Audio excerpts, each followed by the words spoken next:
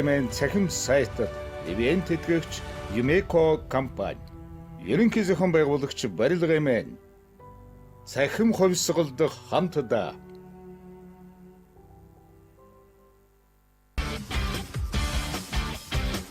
Европ стандартаар Монгол үйлдвэрлэв.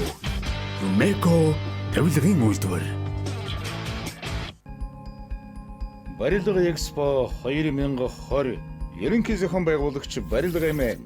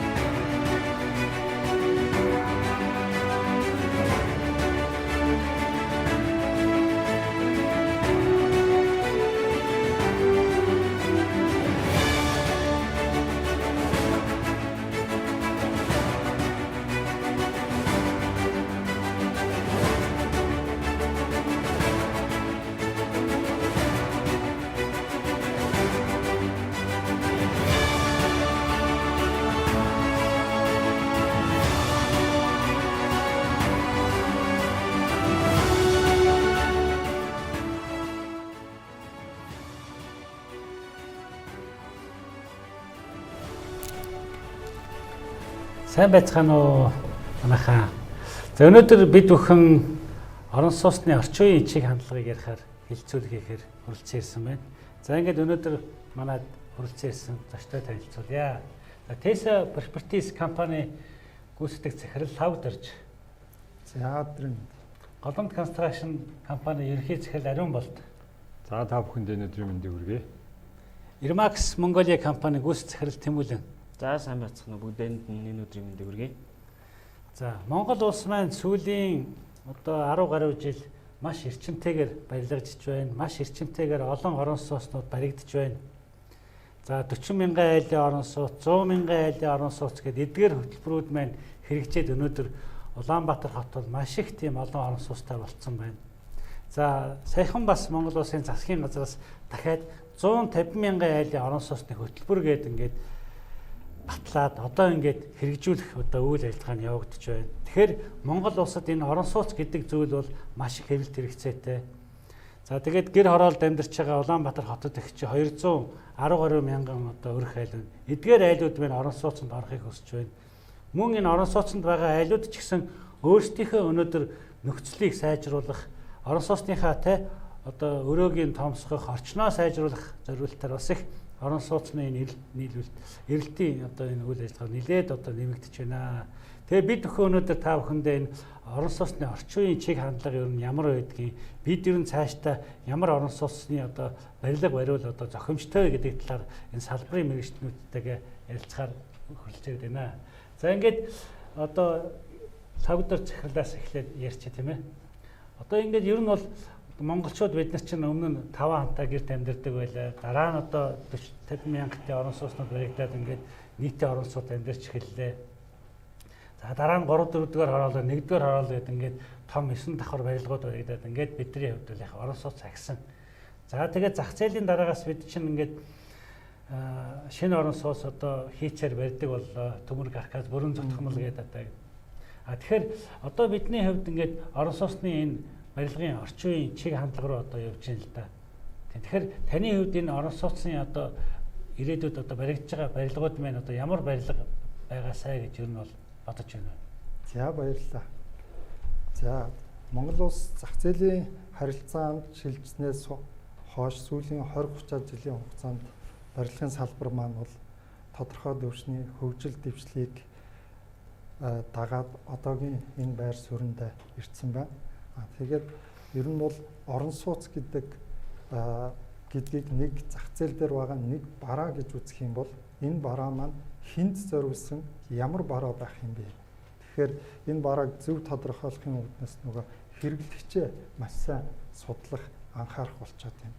Одоо та бүгд мэднэ 10-аад жилийн өмнө, 20-аад жилийн өмнө олон төсөл хэрэгжүүлэгч компаниуд, барилгын компаниуд борлуулалтынхаа брошюрыг гаргахдаа одоо сайн чанарын арматуртай, сайн чанарын бетонтой гэж ярьдаг байсан тийм. Тэгэхээр нөгөө барилга гэдгийг зүгээр нэг материалыг юм нөгөө дөрвөн хан гэдэг өнцгөөс нь хандлагаас нь хардаг байсан бол сүүлийн үеийн чиг хандлага бол нөгөө хэрэглэгч ямар хүнд зориулсан юу байх вэ гэдгээс хамааруулаад тодорхой асуудлуудыг шийдсэн тийм концепц бүхий иж бүрэн шийдлийг санал болгоно. Тэгэхээр зүгээр нэг орон сууц гэдэг бол дөрвөн хан биш. Энд тухайн хүн тухайн амьдарч байгаа орчиндөө ямар нийгмийн дэд бүтцтэй байхын, тэр хүн чөлөө цагаа хаана өнгөрөөхийн, ая тухтай амар тайван байдлыг яаж мэдрэхийн гэх мэт цогц шийдэл дээр сүүлийн үеийн төсөл хэрэгжүүлэгч компаниуд их төвлөрдөг болоо тийм. Тэгэхээр манай компанийн хувьд бол яг энэ асуудлын гол цөм нь бол хүн юм аа.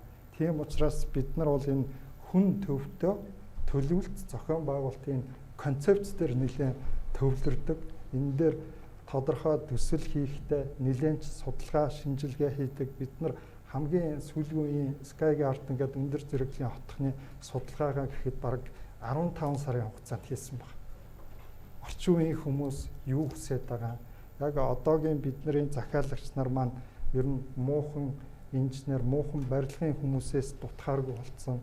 Манай ер нь харилцагч, хэрэглэгч нар маань барилга үйл хөдлөлийн салбарт маш их туршлагатай болсон. Одоо сүүлийн 30 жилийн хугацаанд нэг 3-аас 4 удаа байраа солилцсон хүн бол ерөөсөө муухан инженерээс дутахгүй барилга, сан, цахилгааны маш өндөр мэдлэгтэй болсон. Тэгэхээр энэ ч утгаараа манай хэрэглэгч маань өөрсдөө хэрэглэгчдийн мэдлэг боловсролт нэмэгдэхин ирээр мөн төсөл хэрэгжүүлэгч нар маань ч гэсэн үүнд тулгуурлаж ийм ажиллах хэрэгтэй болж байгаа.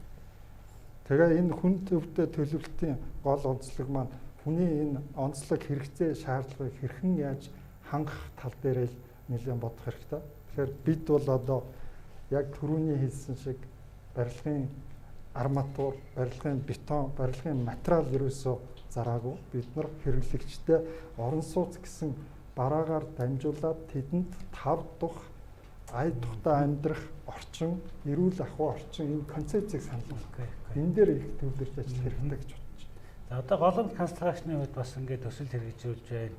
Тэгээд барилгын энэ гүйцэтгэлийг хийж байна тийм ээ. Тэгэхээр танаа яг ингээд барилгын энэ орон сууц барихтаа ямар одоо бодлого концепц юм баримталж энэ бүтээн байгуулалтаа хийж байна. За манай компанийн хувьд бол одоо Iris Residence гэх бизнес ангиллын орон сууцны төслийг хэрэгжүүлж байгаа. Энэ хүү төсөл маань бол одоо логдор захирал хийсэн одоо хүн төвтэй гэдэгтээ бол ерөөхдөө бас утга ижил. Тэгвэл илүү смарт байх талаас нь ажиллаж байгаа. Бид нар барилгыг илүү ухаалаг болох. Бидний одоо гар утсаар бүхнийг авчиж болж байгаатай адилхан фашндаа ороод бүх юм смарт. Дээрээс нь одоо залуу үеийнхэн одоо 30-аас 50 насны залуучуудад голцоо чиглэсэн. Яг үгүй смарт тоног төхөөрөмжөө бүгднийг ажилуулах одоо чадвартай. Дээрээс нь ашиглалтын зардлыг бага байхаар бид тооцож байгаа. Илүү тансаг зэрэглэлийн, өндөр зэрэглэлийн орон сууцуудын нэг ажиглаж байгаа тал гэвэл одоо ашиглалтын зардал өндөр байгаа бас бид нар хараа жоохон өөр шийдэл гаргая гэсэн төлөвлөгөөтэй ажиллаж байгаа. Одоо ингээд гадаад орнуудад ялангуяа орон сууц барих энэ хотчлт явагдах бол одоо 500 жил, 1000 жилийн өмнөөс эхэлсэн байгаа. Бидний хувьд бол сүүлийн энэ 50 гаруй жил энэ барилгын хичээлт ихээр явагдаж байна. Тэгэхээр яг энэ гадаад орнуудад энэ орон сууц барих энэ төсөл хөтөлбөр хэрэгжүүлэх энэ бодлого концепц нь ямар байдлаар явагддаг вэ?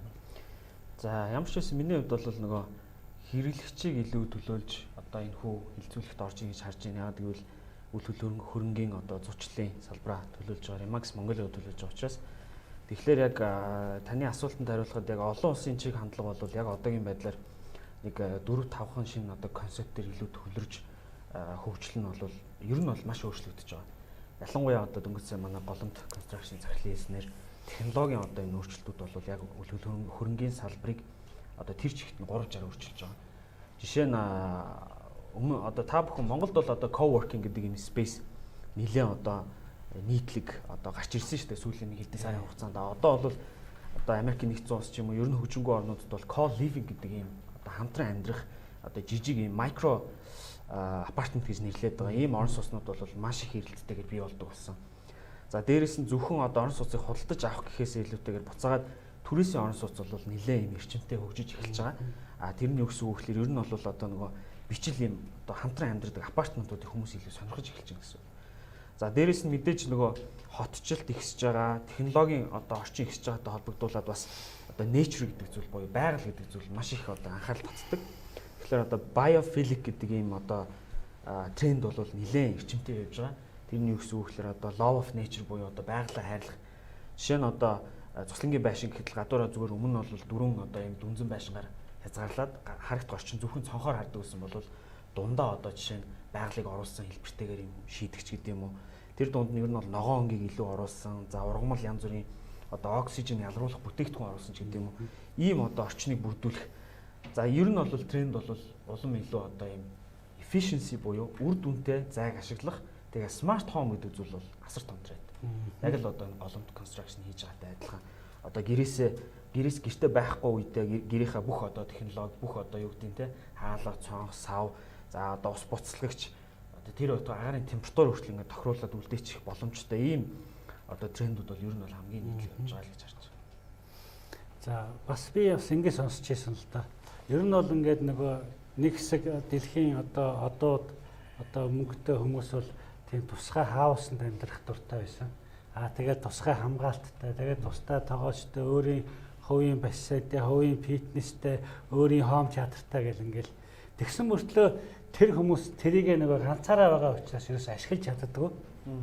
Тэр нэг ганцаараа хүн фитнесийгээр ганцаараа тэр бассейндээс хилээд байдаг юм байна л да.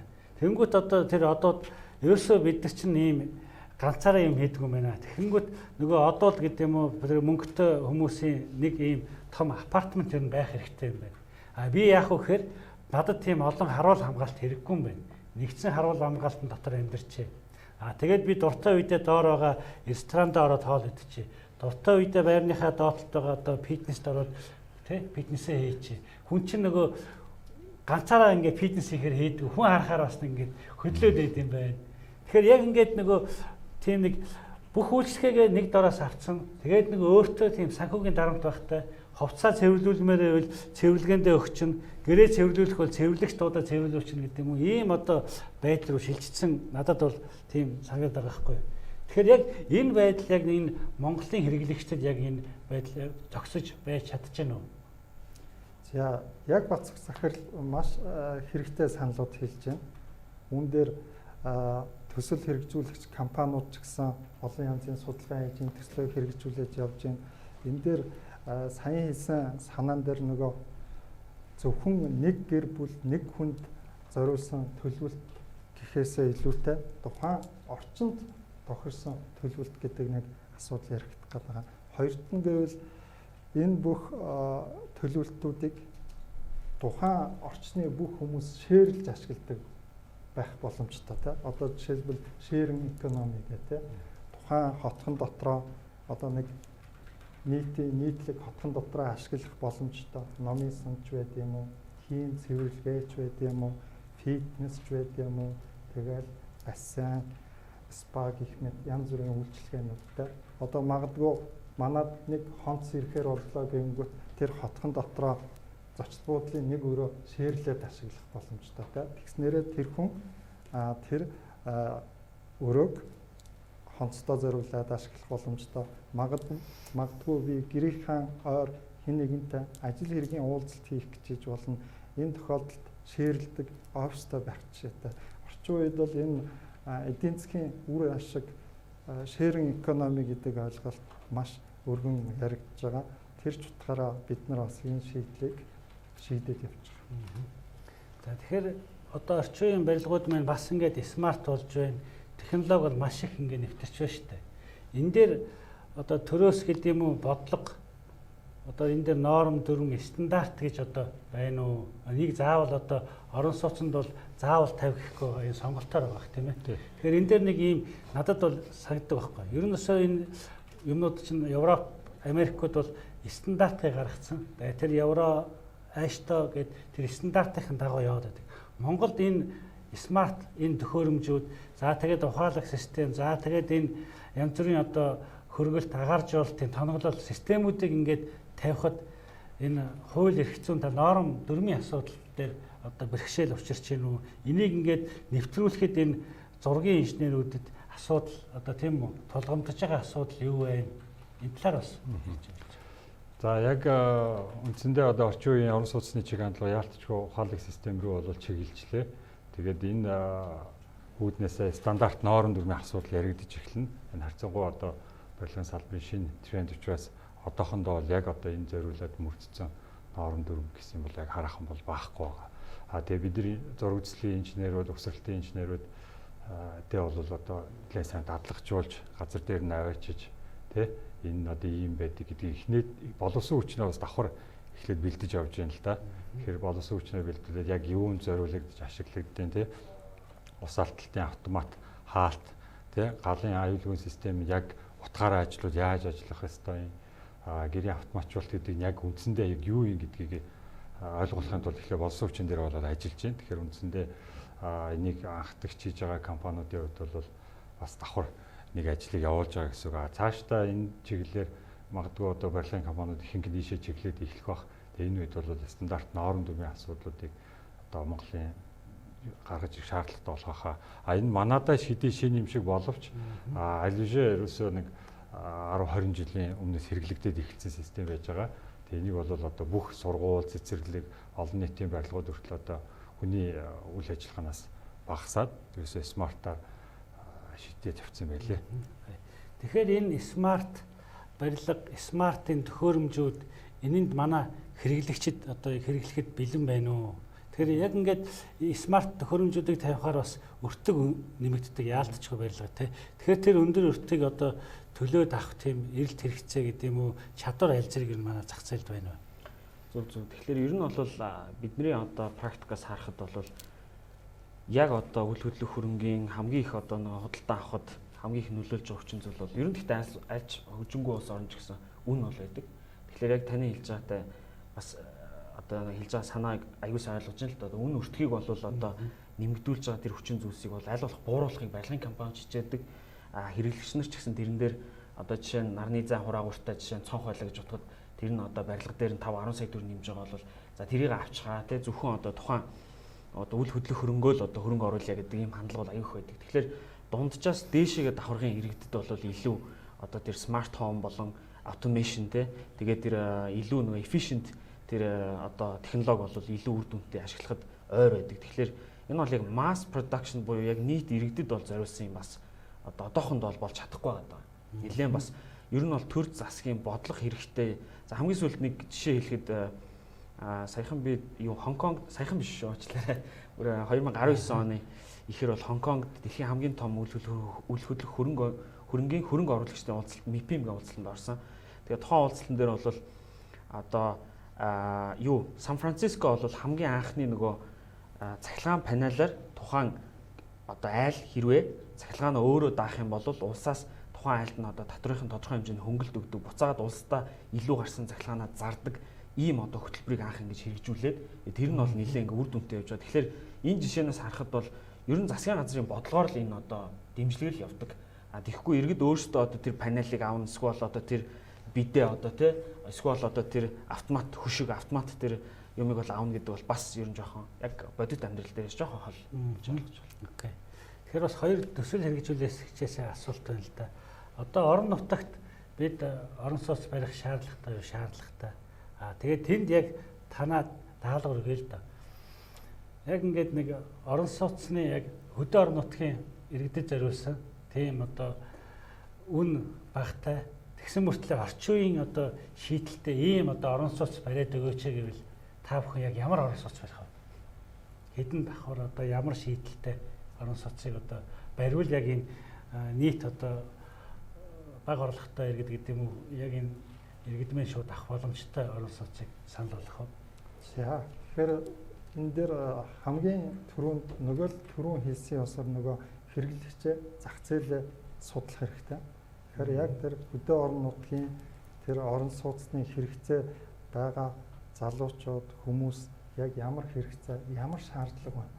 Тэдэнд яг ямар хэрэглээ маань илүү боломжтой байх уу гэдгээ яг бодит талбар дээр нь тухайн хэрэглэгчээ сайн судлах хэрэгтэй. Одоо нөгөө хэрэглэгчийн гутлыг өмнөөс нь өмсөж үзнэ гэж ярьдаг шүү дээ. Тэрнтэй адилхан яг тэр газар дээр байгаа хүмүүс дээр яг бодит судалгаа хийж яг бодит үр дүнтэй тэдэнд нийцсэн хэрэгцээ шаардлаганд нь тохирсон бүтээгдэхүүн гаргана. Тэгэхгүй бол нөгөө бодит судалгаагүй тооцоогүй ер нь нэг хэсэг чинь нэг барилга барайл нэг асар их ашиг богино хугацаанд олно гэсэн хүсэлтэй хүмүүс их байдаг байсан. Одоо хүртэл тэгэл дугаар харууны иргэний захиалгатай орон сууц гээл явж идэг.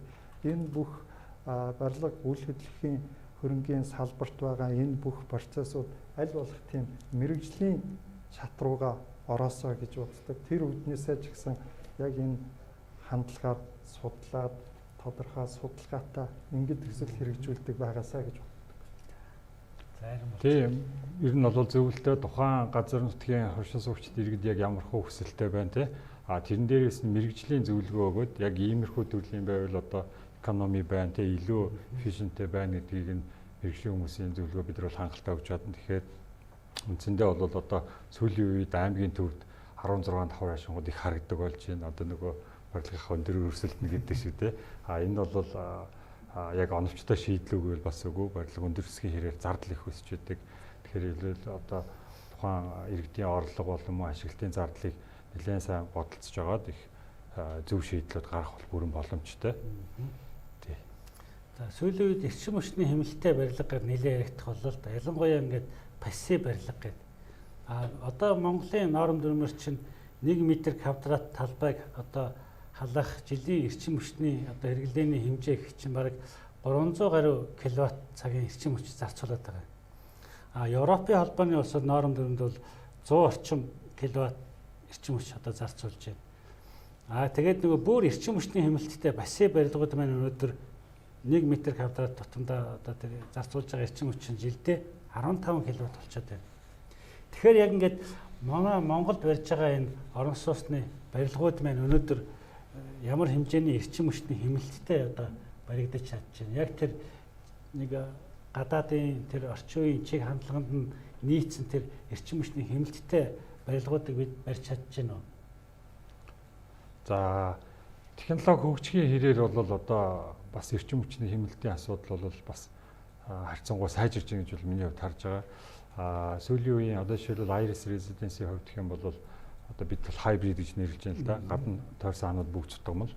Тэгээд уритан одоо гал дэмждэггүй уритан хөөсөр битүүлээд композит панелээр хийчихэж байгаа. Энэ үндсэндээ барилга бүр амьсгалахгүй байх хэмжээний битүүмжтэй болж эхэлж байна л да. 3 давхар Германы одоо цонхтой.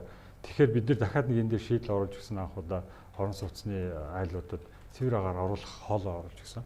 Германы энэ битүүмж одоо сайжирсны хэрээр дотор агаар ердийн агаржуулалтын системээр татагдаад байдаг. Тэгэхээр цонхоо онгоолохоор хүүтэн байгаад хүүтэн агаар нэрт орно, зундаа шороо орно, дуу чимээтэй. Энийг шийдэхэд бол одоо бид бол анхудаа бас Германы агаар оруулах, агаарыг цэвэршүүлж оруулах тийм төхөөрөмж суурилж өгсөн байгаа. Эрчим хүчний хэмнэлт бол одоо ер нь нэлээд агч байгаа л гэж үзсэн. Цонхоо онгоолох чинь ингээл өвөл бол хасах 25-30 градус байх нь шүү дээ. Тэгэхэд бол шууд түүтэй. Танаа агааржуулалтын систем бол шууд одоо тийм хасах 20-30 биш. Агарыг бүлээсгээд оруулж ирээд энэ бол эрчим хүчний хэмнэлтийг одоо бий болгож чадчихна гэж ойлголоо. Тий, яг байна. Маш сайхан байна. За, лавга захирлаа. Эрчим хүчний хэмнэлттэй барилга орон сууц байхын тулд нөгөө эхнээсээ л зураг төсөл маань эрчим хүчний хэмнэлттэй байх ёстой. Тэгжиж эрчим хүчний хэмнэлтийг яг эхний цэгээс л хийх ёстой гэж боддог. Тэрнээс тодорхой нэг барилга дээр эрчим хүчний хэмнэлтийг гаргая гэвэл асуудлыг зураг төслийн шатанд нь шийдэг бол нөгөө сүүлд нэмэгдэж гарах зардал маань анхнаасаа зөв төлөвлөж хийгээгүй зардлаас хамаагүй их заримдаа хэд дахин нугарч гарах тийм зардал байдаг. Тэгэхээр анхнаасаа л яг зураг төслийнхаа шатанд асуудлаа шийдээч л гэдэг гол үндсэн асуудал байна. Одоо Ирмакс Монголиагийн хувьд төсөл хэрэгжүүлэгч компаниудтайгаа аль зэрэг бас хамтарч ажиллаж байна. Та бүхэн бол яг нэг хэрэглэгчийн чихнүүд байгаа шүү дээ. Юу хийж байгааг мэддэг. Тэгэхээр яг ингээд төсөл хэрэгжүүлэгч компанитай хэр хамтарч байна? Ер нь төсөл хэрэгжүүлж байгаа энэ хэрэгжүүлэгч компаниудтай ер нь бас яг энэ орон сууцны чиглэлээр яг юу гэж зөвлөх вэ? За ер нь бол Remax Mongolia мань өөрөө 2015 онд Монголд орж ирсэн. Одоо л яг 5 жилийн хугацаанд үйл ажиллагаа явуулж байгаа. Тэгээд 5 жилийн хугацаанд ерөөсөй ойлгосон одоо хамгийн чухал хэд хэдэн мэдээж маш олон юм байгаа л да. Энэ дундаас хамгийн чухал юм нь юу вэ гэхлээр ерөөсөй худалдан авахч бол ямар нэгэн байдлаар тэр цементийн чинь эсвэл тэр одоо тэр дулаалгын чинь ч юм уу эсвэл одоо тэр цонхыг худалдаж авдаг юм байна. Худалдан авахч бол ерөөсөй цэвэр лайфстайл буюу амьдралын хэм маяг. Дээрээс нь хөршөө худалдаж авдаг юм байна гэдгийг л маш сайн одоо тэр дундаас ойлгож. Тэгэхээр нөгөө нэг тэр хэрэглэгчийн бас нөгөө яг л нөгөө таны хэлж байгаа бол одоо сүүлийн 1-2 жил маш их одоо үр дүнтэй хэрэгжиж эхэлж байна. Барилгын компаниуд өмнө одоо хамаагүй одоо түрүүн лавга захирал хэллээ те хамаагүй ямар ч судалгаагүй баг одоо гүйцэтгэх захирлын хувьцаа эзэмшигч нарын сонирхлоор нь байшин барьчдаг. Тэгээ тэр хүн нь бол юу гэж хэлнэ баг л одоо ийм гоё байшин барих хэрэгтэй гэж барьчдаг. Нөгөөх нь яг хэрэглэгчдэр очихлоор нэг ч хүн одоо юу гэдэг те одоо маст бол хүссэн юм биш байдаг. Тэгээд маш олон барилгууд өнөөдөр хов хоос ингэ явж байгаа. Тэгэхээр эхлээд ямар ч байсан харилцагчийнхаа тэр одоо мэдээлэл хүслийг ойлгож сонсохын тулд бас энэ борлуулагч нартай бол маш ойр байж тэр хүсэл мэдээллийг нь судалж ингэж авч явах хэрэгтэй гэж үздэг. Тэгэхээр сүүлийн 2 жил бол манай одоо хамтран ажиллаж исэн төслүүд буцаад ирж байна. Анх бол бас яг сайн ойлгодгүй байсан. Ягаад энэ борлуулалтын хүмүүсээс бид нар баг хүсэл мэдээлэл авах хэрэгтэй. Зүгээр харилцагчаасаа шууд судалгаа аваад ингэж болдгоо. Гэтэл бас нөгөө талаасаа харилцагч өөрийнхөө яг юу хүсэж байгааг 100% бас ойлгодгүй. Яг юу хэрэгтэй вэ те? Хүсэл хэрэгцээ хоёр нь бас ингээд заримдаа зөрөөд идэг байхгүй. Хүсэл нь амар гоё яваад идэг. Би баг л дуплекс амьдрын баг л одоо тусдаа хаус амьдрын гэсэн мөртлөө хэрэгцээ нарай өөр байгаад идэг ч юм уу. Тэгэхээр энэ бүхнийг нөгөө холбогч өгж гүүр болж идэг нөгөө эйжент риалторуудын бас тэр одоо юу гэдэг мэдээллийг бол бас одоо бол аягүй сайн авдаг болсон байна. Биднээс бол судалгааны одоо жишээ нь наацхан MMCG бол биднэртэй байнгын харилцаа холбоотой манай эйжентүүдийг байнга хэлэлцүүлэгт нь оролцуулаад ингээд мэдээлэл авч идэг ч юм уу. Ерөн судалгааны компаниуд ойрд бол нэлээд уялдаа холбоотой байна. Окей. Одоо орон сууцны барилгууд бол хотын төвд нэг янз байгаа даа тийм үү? Ер нь бол хотын зах руу бол бас нэг өөр хэлбэртэй. Би бол боддог байхгүй. Хотын төв бол яалтчгүй нөгөө газар нь үнэтэй учраас өндөр барилга барьж ийж нөгөө газрын чинь үнц нь бас тий. Одоо тэр барилга шингээд үнцэнтэй болдог. Гэтэл манайхан чи одоо энэ нисэх ярмаг гэл ингээд одоо тийшээ чинь том 16 давхар бариад байгаад би бас гайхаад байгаа байхгүй. Зачаам одоо тэр захын хороолол толгойтод амгаланд яагаад ийм өндөр барилга бариад байт юм бэ? Энд чинь уг нь бол захын бүс рүү айлах нам давхрын барилга бариад ингээд явбал энэ иргэдэд одоо амьдарч байгаа хүмүүст бас нэг тийм тайван гоё орчин бүрдэх юм болов тийм үү? Тий.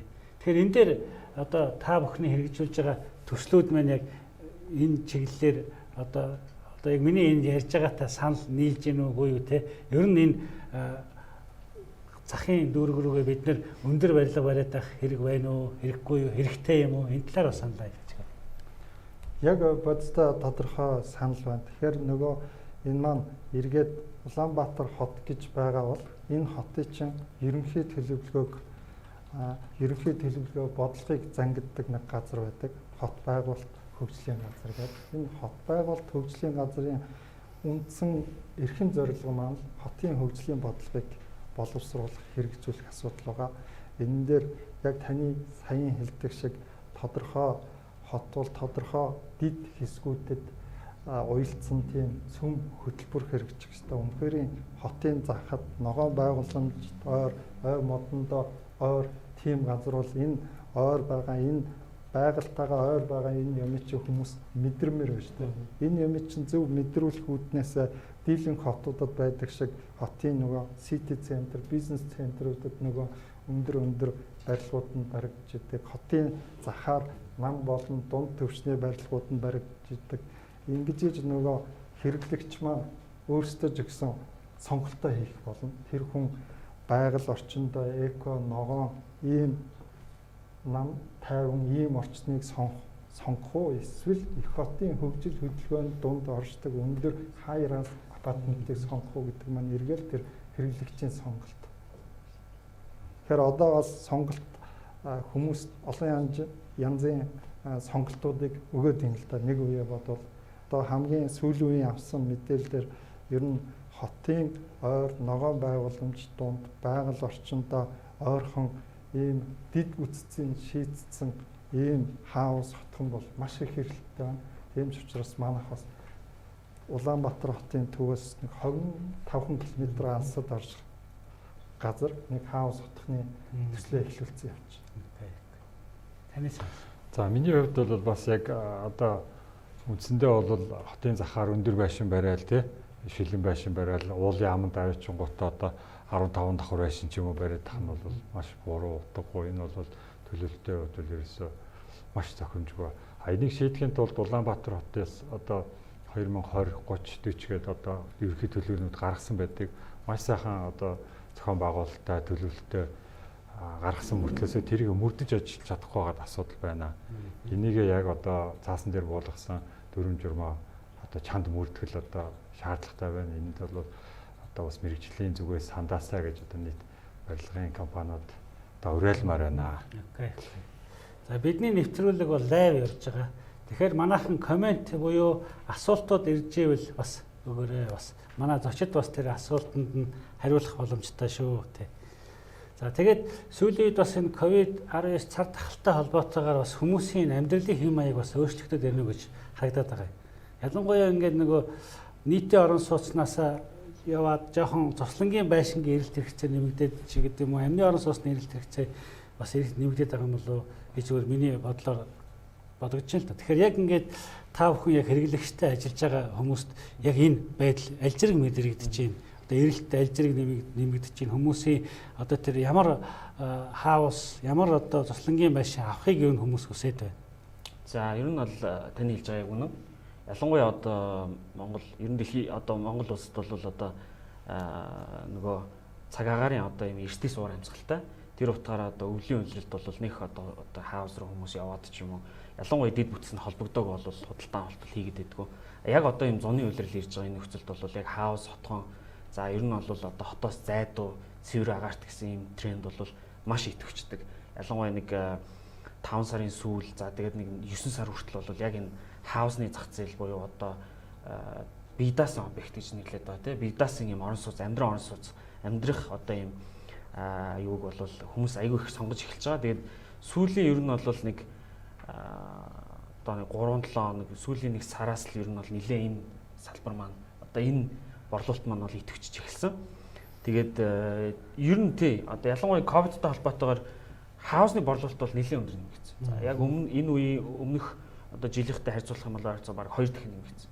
Хаус худалдаж авах, за хаус түрээслэх бас нэлээд юм эрэлттэй болсон байгаа. Тэгээд тэрэнд яг бас яг нийцэж одоо сонголтод бас нэлээд одоо бас их гоё олон сонголт бас байдаггүй яг үнийг хэлэхэд. Одоо яг ингээл хоттой бас тодорхой хэмжээнд ойрхон тэгээд нэгдсэн хотгоны зохион байгуулалттай за бүр боломжтой бол бүр төвийн шугамдаа холбогдсон гэдэг юм бол тэр бүтээгдэхүүн бол хамгийн эрэлттэй хамгийн одоо үнцэнтэй бол байгаад байдаг. Монголд бол бас нэг төвхтэй юм нөр эргээд нөө дид бүтцээ шийдэх асуудал болоод байдаг шүү дээ. Тэгэхээр дид бүтцэд холбогдсон байх нь бол бүр илүү давуу тал болдог гэсэн. Окей. За тэгэхээр орон сууцны бас нэг тал нь бол амны орон сууц байгаад байдаг. Энэ хаус. Тэгэхээр яг энэ Монгол хаус барихад энэ орчин үеийн чиг хандлагад нийцүүлээд энэ дид бүтцийг шийдээд одоо яг тэр барих шийдлүүдийг та бүхэн одоо хийгээд явж шүү дээ, тийм ээ. Тэгэхээр энэ шийдлүүдээсээ бас танилцуулаач. Ямар шийдэлтэй, ямар орон сууцыг бариад байна? За тэгэхээр Улаанбаатар хотод хаус хотхны ер нь оршин суугч хаус хотхныг сонирхогч энэ зах зээлд байдаг хүмүүстэй уулзаж ярилцаад судлаад үзэхээр тэдний хувьд нэг л эмзэг цэг байгаад байдаг. Энэ бол нөгөө инженерийн дэд бүтцийн асуудал. Яагаад гэвэл Монгол улс тэр дундаа Улаанбаатар хотын энэ газар зүүн байрлалаас хамаарат өвөлдөө хас 40 градус, зундаа одоо бараг нэмэх 40 градус, жилийн температурын зөрүү маань бараг 80 градус болцсон энэ үед бие даасан инженерийн шугам сүлжээний асуудал ер нь хамгийн эмзэг цэг болоод байгаа. Тэрэн дээр манай хэрэгжүүлж байгаа төсөл дээр яг тодорхой хотхон бие даасан инженерийн шугам сүлжээний бүтцийг бий болгох асуудал байна. Тэртээ тэргөө одоо хотын төвлөрсөн дулаан усны хангамж хүссэн газар болгондоо очихгүй тодорхой учраас бие даасан ашиглалтын зардал багтаа эко тийм инженерийн шугам сүлжээний шийдлээ гаргаж авч чадах юм бол хаус хотхон бол хамгийн ая тухтай байгаль орчинтой илүү ойрхон амьдрах ийм боломжийг өгч байгаа. Окей. Тэгэхээр орчин үеийн энэ хаус энэ амны орон сууцыг одоо барихад манай монголчуудыг хараад хахад ямар нэгэн тийм зураг төсөлгөө барилга эхлээд ах шиг байгаа. Тэрийг бас төрөн зөвшөөрч гисэн. Зураг төсөлгөө бол барихыг одоо 2 давхар өөрийнхөө газар дээр 2 давхар амны орон сууц барьвал зураг төсөлгөө байж болно гэдэг. Тэгээ эргээд нөгөөх зураг төсөлгөө барьсан барилга нь нөгөө нэг явцтай зураг төсөлгөө барьсан юм чинь тэгээд нэг төсвөн хүрдгүү. За тэгээд хийсэн юм буцаад ирдэг. Олон асуудлууд энэ гараад байдаг л да. Тэгэхээр яг ингээд энэ бол мэрэгжлийн инженерийн хувьд та нэг амны орон сууц барих гэж байгаа хүнд тэр дундаа орчин үеийн шийдэлтэй амны орон сууц барих гэж байгаа хүнд бас юу гэж зөвлөх вэ? За одоо таны хэлснээр дөрөв одоо юу гэдэг юм зөвшөөрөл авах шаардлагагүйгээр барих боломжтой яг 400 м квадрат тэгээд 7 м-ээс дээш өндөргүй байшин заавал одоо нийслэлээс зөвшөөрөл авахгүйгээр барьж болно гэсэн зүйл заалт байдаг. Гэхдээ энэ дэр нэг анхаарах юм нь мэрэгжлийн байгууллагаар зураг төслөө боловсруулуулаад мэрэгжлийн байгууллага бариулах гэж байгаа үед яваад хэрэгж заал юу байгаа. Тэгэхээр энэнийг бас жоохон буруугаар ойлгоод өөртөө шууд одоо аж ахуй аргаар одоо хүний дам сонссон юм сайн гэж бодоод барьсан айгүй том одоо эрсдэл гаргацсан тохиолдлуудаар нүүр тулж исэн. Тэгэхээр энэ дээр бол ерөөсөө л мэрэгжлийн байгууллагад хандах хэрэгтэй, мэрэгжлийн зөвлөгөө авах хэрэгтэй. Одоо суур хөрсөн ямар материал ашиглуулах өөрт нь хэрэгтэй, эдийн засгийн хувьд хэмнэлтийн ашиглалтын дараах зардал нь ямар ахын гэдэг тал дээр бол мэргэжлийн компаниуд бол бүрэн зөвлөгөөх чадвартай боломжтой гэж үзэж байгаа маа. Тэгэхээр хүмүүс бол энэ дээр бити одоо хөнгөн хоомоо хандаж дам ярианаас одоо макийн блокоор тойруулаад өөртөө барьцдаг гэж барьчвал сайн гэж бодоод суураа муу хийнгүүт нөгөөдг нь нэвтрэлд орчдөг ийм эрсдэл бүү гаргаасаа гэж хүсэж байна. Тэгэхээр салбарын мэргэжчдээс зөвлөгөө аваарай гэж хүсэж байна. Манай компанийн хувьд одоо инженерийн баг зураг үзлийн алба маань бид нэр зеро энерги хаус гэдэг одоо судалгааны ажил явж байгаа. Тэгэхээр энэ инженерийн дэд бүтцийн шийдэгдэж чадахгүй байгаа проблемуудыг бие дааж шийдэх мөн одоо эрчим хүчний хэмнэлтэд өөрийнхөө цахилгааны хэрэгцээний 70-80% хангах тийм боломжтой жижиг биений цэвэрлэх төхөөрөмжтэй хийхээр ажиллаж байгаа удахгүй одоо бид бүхэн яг энэ төслийнхаа загварын байшингуудыг бариад эхэлнэ. Тэгэхээр энэ нь одоо үнэхээр амжилттай сайн туршигдчих юм бол энийг одоо нийт хүмүүс ч гэсэн мэдээлэл хуваалцахад бол таатай бид бол таатай оролцож болно. За манай одоо орон сууцны төсөл хэрэгжүүлэгчээс барилгын компаниуд маань яг энэ орчин үеийн чиг хандлагад нийцсэн орон сууцыг яг барьж нийлүүлж чадчихэв нөө хэрэглэгчээ яг өсөө хүлээсэн орон сууц манай энэ зах зээл дээр ер нь аль зэрэг байна. За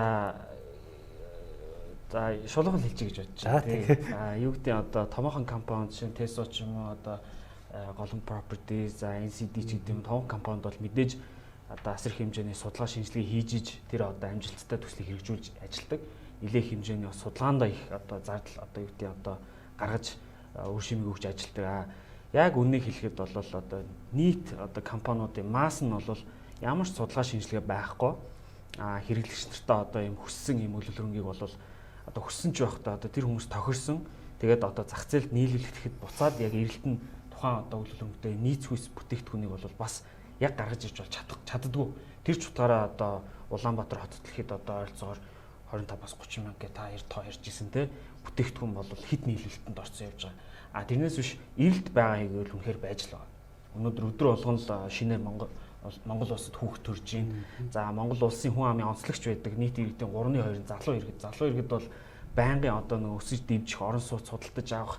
За орон сууц биш маа гэхэд ядаж газар дээр өөрийн гэсэн одоо бие даасан одоо амьдрах орон байртай болох юм сонирхол байдаг. Тэгэхээр тэрэнд нь нөгөө нийцүүлж одоо ер нь бол төсөл эхлэхээс өмнө л айдиа байхаас айдиагаа хүртэл бараг л одоо мэргэжлийн багтай хамтарч ялангуяа тухайн одоо төслийг одоо борлуулах одоо зарах хүн бол эхлээд юу зарах гэж байгаа гэдэг гол айдиагаа аягүй сайн ойлгосон байх шүү дээ. Тэгээд дээрээс нь тухайн төслийг нь хэрэгжүүлж өгөх төслийн баг, за маркетингийн баг гэдэг ингээд цогц багаараа нэг хийдгэл юм бүтээгдэхүүн болохоос биш нэгсэн доо нэг хүн бодоод хүснээрээ барьдаг юм бүтээгдэхүүн бол ялчгүй биш л дээ.